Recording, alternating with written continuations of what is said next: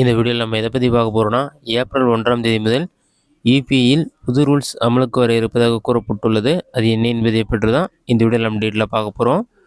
Bank கஸ்டமர்கள் மட்டும் இல்லாமல் UPI ஆப்களை பயன்படுத்தி வரும் கஸ்டமர்களுக்கு என்பிசிஐ என்று அழைக்கப்படும் இந்திய தேசிய கொடுப்பனவு கழகம் national payment corporation of India ஆனது புதிய விதிகளை கொண்டு வர இருக்கிறது. இந்த விதிகள் வரும் ஏப்ரல் 1ஆம் தேதி முதல் அமலுக்கு வர இருக்கிறது. இதன் மூலம் பேங்கில் கொடுத்த உங்களது மொபைல் நம்பர் நீக்கப்பட வாய்ப்புள்ளது. இந்த விதிகள் என்ன சொல்கிறது என்பதை பற்றி பார்க்கலாம். இந்த விதிகளின்படி பேங்குகள் மற்றும் கூகுள் பே, ஃபோன்பே, பேடிஎம் போன்ற பேமெண்ட் சேவைகளை வழங்கும் நிறுவனங்கள் மொபைல் நம்பர் ரத்து பட்டியலை, மொபைல் நம்பர் ரீவேக்கேஷன் லிஸ்ட் இந்திய தேசிய கொடுப்பனவு கழகத்திடம் கொடுக்க வேண்டியிருக்கிறது. இதை ஏப்ரல் 1ஆம் தேதியிலிருந்து வாராந்திர முறையில் கொடுக்க உத்தரவிடப்பட்டுள்ளது. இதில் துண்டிக்கப்பட்ட அல்லது சமர்ப்பிக்கப்பட்ட மொபைல் நம்பர்கள் நீக்கப்பட இருக்கின்றன. அதாவது பேங்குடன் இணைக்கப்பட்டு பயன்பாட்டில் இல்லாமல் இருக்கும் நம்பர்கள் நீக்கப்பட இருக்கின்றன.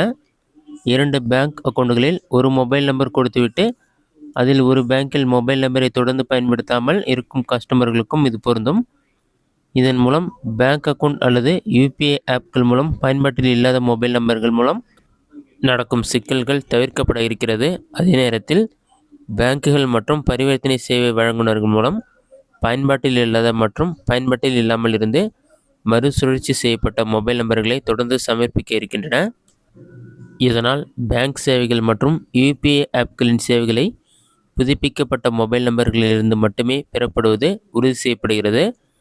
இதன் மூலம் மொபைல் நம்பர்கள் மூலம் நடக்கும் பரிவர்த்தனைகள் கணக்கில் எடுத்துக்கொள்ளப்படுகிறது. ஆகவே பண பரிவர்த்தனைக்கு பயன்படுத்தும் மொபைல் நம்பரில் கஸ்டமர்கள் கவனமுடன் இருக்க வேண்டும் என்றும் கூறப்பட்டுள்ளது. உங்களது பேங்கில் இருந்து பயன்படுத்தப்படாத மொபைல் நம்பரை புதுப்பிக்குமாறு உங்களுக்கு கோரிக்கைகள் வந்தால் அதை செய்து உடனே முடித்துவிடுங்கள். இல்லை என்றால் மொபைல் நம்பர் பயன்பாட்டில் இல்லை என்று நீக்கம் செய்யப்பட வாய்ப்புள்ளது. இருப்பினும் உங்களது கவனத்துக்கு அது கொண்டு வரப்படும் என்பதால் அப்போது அதை செய்து முடித்து விட வேண்டும் என்றும் கூறப்பட்டுள்ளது. இந்த விதிகள் ஏப்ரல் 1ஆம் தேதி முதல் அமலுக்கு வர இருக்கின்றன. இந்த விதிகள் மூலம் யுபிஐ வாலெட்டில் பேங்கிங்கிலிருந்து டிரான்ஸ்ஃபர் செய்யப்பட்ட தொகையை மீண்டும் அதே பேங்க்குக்கு மாற்றிக்கொள்ள முடியும். இதனால் தேவைப்படும் போது பணத்தை எளிதாக பேங்கில் சேமித்து கொள்ளவும் முடியும் என்றும் கூறப்பட்டுள்ளது.